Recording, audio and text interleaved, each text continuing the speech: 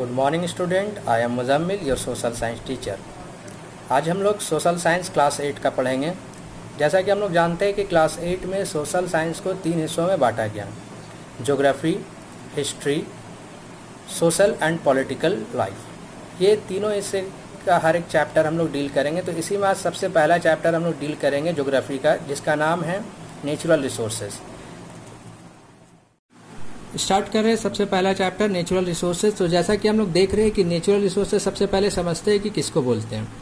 हर वो चीज़ जो नेचर में पाया जाता है और जिसका कुछ वैल्यू हो वो क्या कहलाता है? रिसोर्सेज कहलाता है। जिसका कुछ वैल्यू होना चाहिए, ठीक है, इसको हम लोग इस्तेमाल कर सके, जो ह्यूमन नीड्स के लिए हो, इंसान का ज़रूरत को पूरा करे, वो क्या कहलाएगा? रिसोर्सेज कहलाएगा। कुछ रिसोर्सेज जो है अगर लंबे समय तक इस्तेमाल किया जाए तो वो ख़त्म हो जाता है। और रिसोर्सेज का सबसे बड़ा क्राइटेरिया क्या है कि उसका वैल्यू होना चाहिए टाइम के साथ, ठीक है, इकोनॉमिकली वैल्यूएबल विद टाइम्स। अब हम लोग नेक्स्ट आते हैं, इसमें देखते हैं टाइप्स ऑफ रिसोर्सेज। तो रिसोर्सेज का टाइप में हम लोगों को 3 टाइप का रिसोर्सेज पढ़ना है, that is natural resources, human resources and human made resources. और इसको हम लोग फर्दर क्लासीफाई करेंगे अलग अलग तरीके। तो सबसे पहले हम लोग देखते हैं नेचुरल रिसोर्सेज।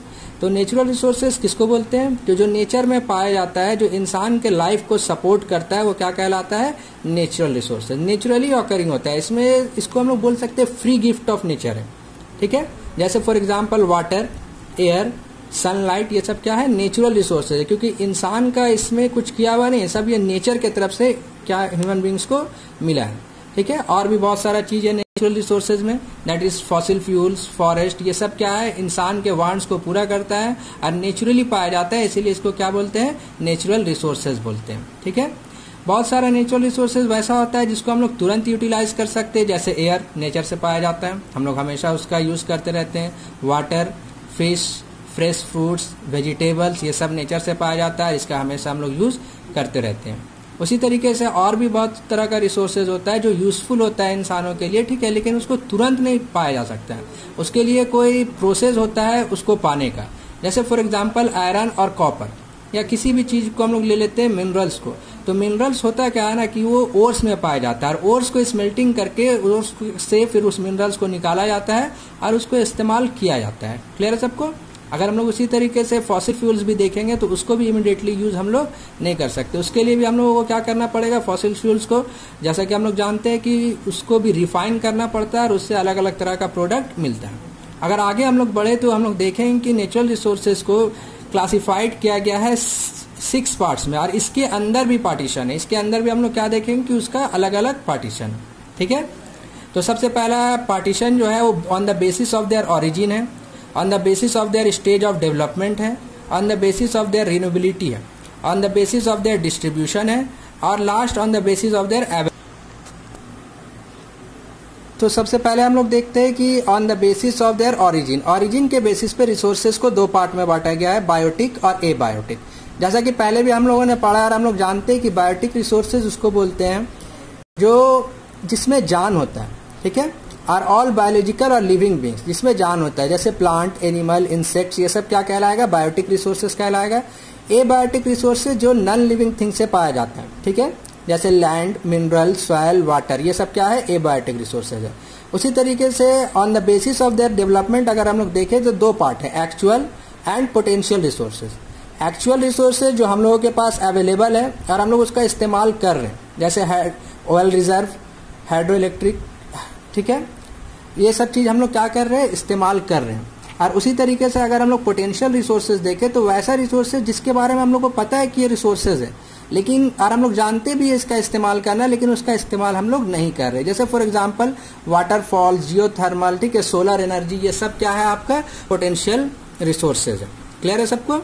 आगे बढ़ते हम लोग समझते हैं on the basis of their renewability, यानी उसको रिन्यू किया जा सकता है कि नहीं, फिर दोबारा बनाया जा सकता है कि नहीं। रिन्यूएबिलिटी के बेसिस पे 2 पार्ट है रिसोर्सेज का, that is renewable resources and non renewable resources.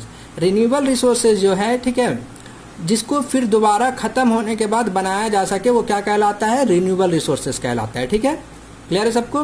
कि on the basis of their renewability natural resources can be categorise into renewable and non renewable resources. ठीक है, जिसको दोबारा बनाया जा सकता है, जैसे सॉइल, वाटर, फॉरेस्ट, ये क्या कहलाएगा? रिन्यूएबल रिसोर्सेज कहलाएगा। जिसको दोबारा नहीं बनाया जा सकता है या फिर मिलियंस ऑफ ईयर्स लगता है, लाखों साल लगता है फिर से उसको बनने में, वो क्या कहलाएगा? नॉन रिन्यूएबल रिसोर्सेज कहलाएगा। जैसे कोल, पेट्रोलियम, ये सब अगर एक बार एग्जॉस्ट हो जाए, खत्म हो जाए, तो इसको बनने में मिलियंस ऑफ ईयर्स लगता है, ये हम लोग जानते हैं। ठीक है, तो ऐसा रिसोर्सेज क्या कहलाता है? Non renewable resource.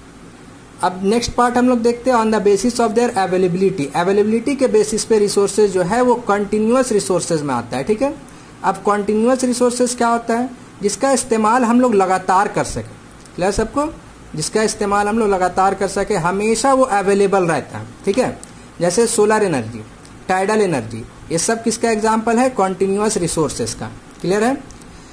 Next last हम लोग देखते हैं, ठीक है, डिस्ट्रीब्यूशन के बेसिस पे। डिस्ट्रीब्यूशन के बेसिस पे भी रिसोर्सेज को दो पार्ट में बांटा गया है, यूबिक्वस एंड लोकलाइज्ड रिसोर्सेज। अगर हम लोग पहला यूबिक्वस रिसोर्सेज देखें तो इसका भी वही मतलब होता है जिस तरीके से कॉन्टिन्यूअस का मतलब होता है, मीन जहां जो हर जगह अवेलेबल हो। ठीक है, जो प्रेजेंट हो, हर जगह अवेलेबल हो या आसानी से मिले या फिर उसका इस्तेमाल कंटिन्यू हम लोग कर सकते हैं, वो क्या कहलाएगा? यूबिक्वस रिसोर्सेज। जैसे एयर वी ब्रेथ, सांस लेने के लिए हवा, वाटर वी ड्रिंक, पानी पीने के लिए पानी। ठीक है, सनलाइट, ये सब क्या है? यूबिक्वस रिसोर्सेज है, ये हर जगह पाया जाता है। लास्ट हम लोग अगर इसी बेसिस पे देखें, डिस्ट्रीब्यूशन के बेसिस पे, तो लोकलाइज्ड रिसोर्सेज, जो हर जगह पाया नहीं जाता है, कहीं किसी किसी जगह पे जो मिलता है, वो क्या कहलाता है? Localised resources. ठीक है, क्लियर है सबको?